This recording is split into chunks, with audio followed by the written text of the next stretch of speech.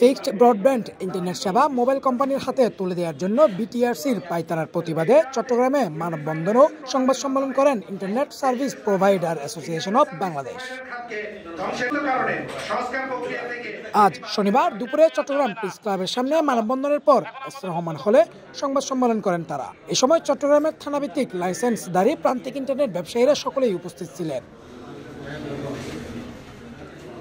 সংবাদ সম্মেলনে লিখিত বক্তব্য পাঠ করেন আইএসপিআইবির আহ্বায়ক রাজীব শাহরিয়ার রুবেন্স। বিটিআরসি এবং সরকারের কাছে আমরা আবেদন জানাতে চাই মোবাইল কোম্পানিগুলোকে যেন কোনো রকমে ফিক্সড ব্রডব্যান্ডের লাইসেন্স দেওয়া না হয়, সেটা যেন তাদের প্রস্তাবনা থেকে বাদ যায়। উক্ত সংবাদ সম্মেলনে আরও উপস্থিত ছিলেন আইএসপিআইবির চট্টগ্রাম বিভাগীয় কমিটির যুগ্ম আহ্বায়ক নিয়াজ মোর্শেদ, সদস্য সচিব ফারহান ফুয়াদ, ওমর ফারুক মুন্না ও Ridwan Al Kabir. Desk report, CTG news, Chittagong.